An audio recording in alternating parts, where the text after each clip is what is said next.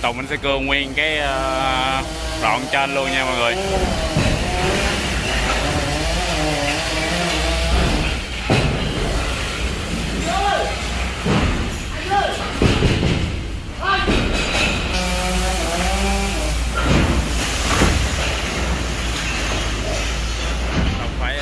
Tắm sơ sơ. Cái mũ này nó có ngứa không anh Tùng? Ngứa hả anh? Nó chảy hồi nãy chảy như nước vậy. Nước có sâu nữa. Dạ dạ. Tháng này nó sâu. Anh phải tranh thủ tắm nha mọi người, này rất là ngứa. Xin chào tất cả quý vị và các bạn nha. Hôm nay thì mình theo chân anh Tùng đi lên quận Gò Vấp, thành phố Hồ Chí Minh để cưa những cái cây ở đây. Thì ở đây là có 3 cái cây rất là lớn.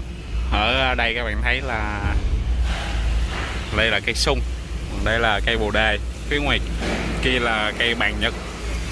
Thì trước tiên thì anh Tùng mình sẽ cưa cái cây sung này trước. Từ trước giờ mình mới thấy một cái cây sung mà nó lớn như vậy nè mọi người, rất là lớn luôn và đang có trái.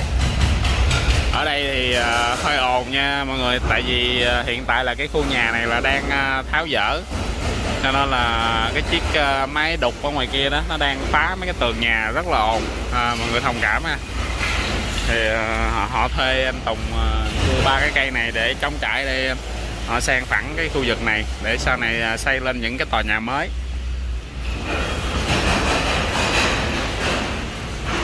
Đây là cây sung nè mọi người, trái rất là nhiều luôn mà trái còn sống.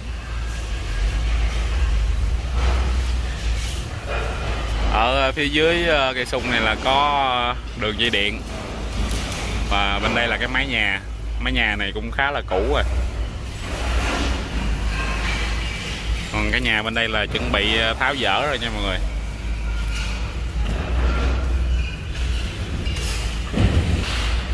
Anh Tùng ảnh leo lên mái nhà và kéo cái máy cưa lên.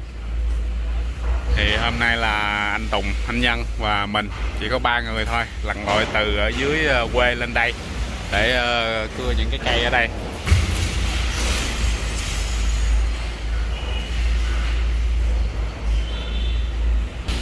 Cái mái nhà khá là yếu nên anh Tùng ảnh đi ảnh sẽ cảm nhận thử.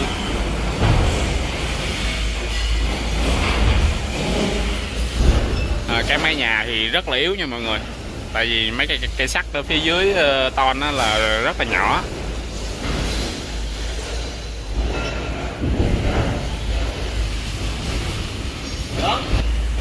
Bây giờ thì anh Tùng anh sẽ buộc dây vô cái nhánh ở trên cái mái nhà nha mọi người.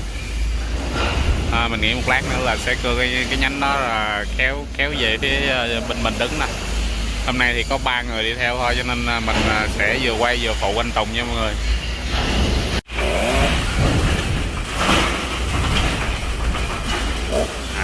Cái nhánh nó giòn dữ vậy ta. Mới cưa có phân nửa nhánh mà nó gãy xuống rồi mọi người. Nhánh cây sung khá là giòn.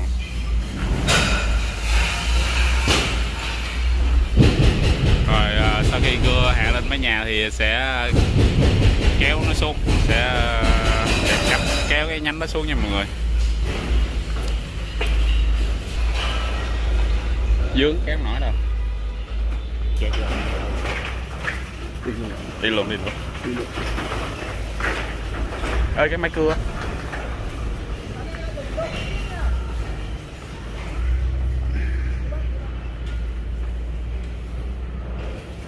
bận ra luôn, tránh cái mấy cam kiến.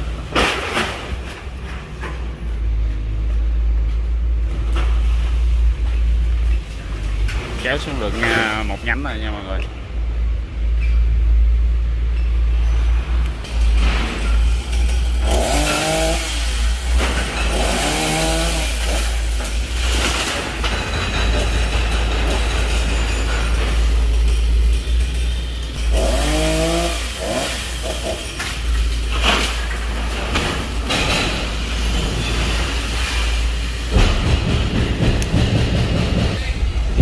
Nhánh này sẽ kéo ra ngoài nha mọi người.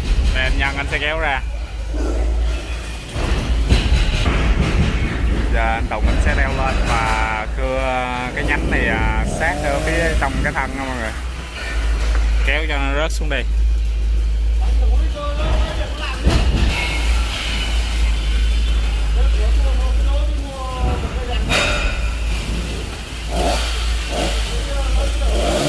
Anh sẽ cưa xích ra phía ngoài chứ không có cưa sát cái thân nha mọi người.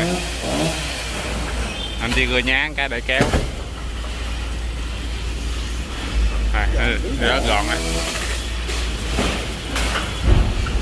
Mấy cái nhánh sung này nó rất là giòn luôn.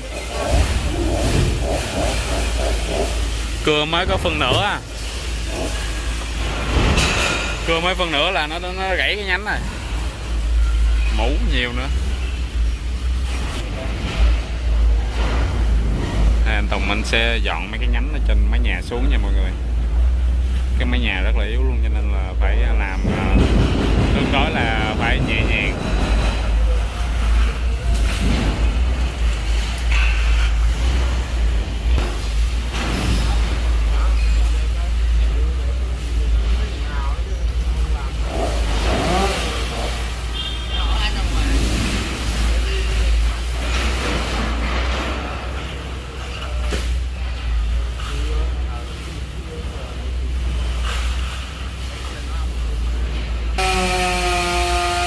Anh Tùng mình sẽ cưa nguyên cái đoạn trên luôn nha mọi người.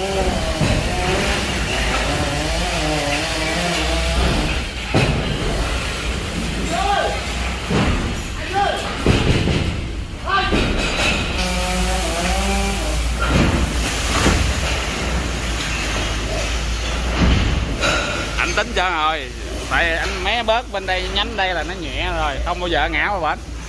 Hả? Không, dưới là không làm gì, có dưới đây.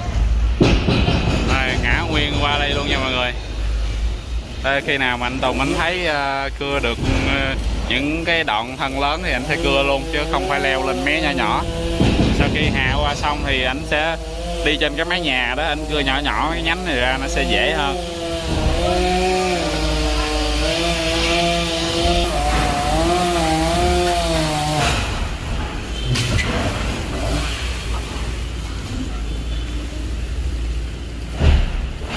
Những cái nhà này thì một lát nữa là cũng xe đập bỏ nha mọi người. Ở đây là xe nó đang đập ở bên đây rồi nè.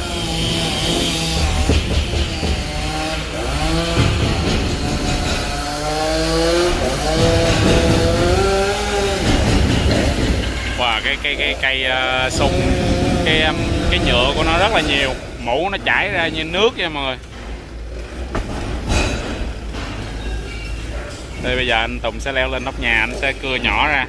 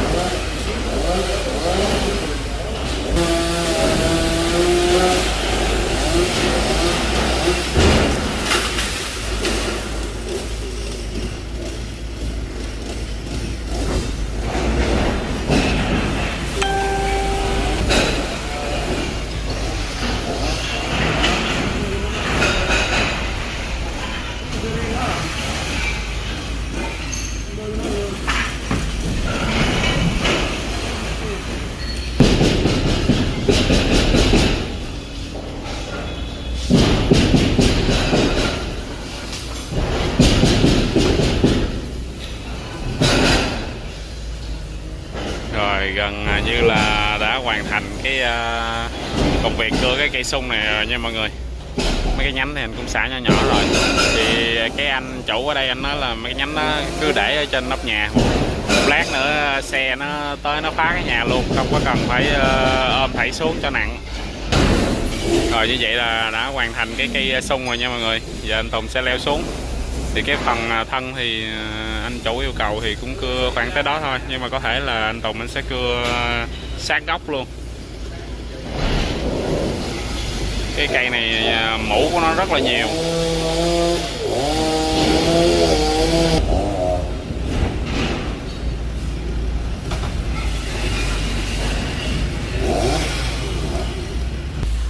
Rồi đã hoàn thành cây sung rồi nha mọi người. Đây là trái sung. Đây là mấy cái trái sung, nó còn sống. Trái sung này Tết bán rất là có giá nha mọi người. Người ta thường trưng trên cái mâm ngũ quả.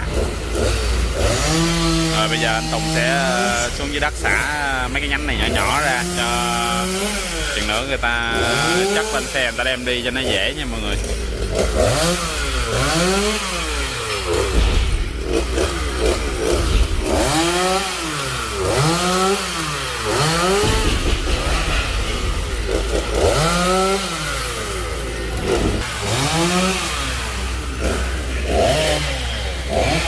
Rồi mình xin kết thúc clip tại đây nha mọi người. Cảm ơn mọi người đã theo dõi cái clip của mình hồi nãy giờ. Mọi người nhớ đăng ký kênh của mình để theo dõi thêm nhiều clip mới của mình nha. Rồi xin chào tạm biệt tất cả mọi người.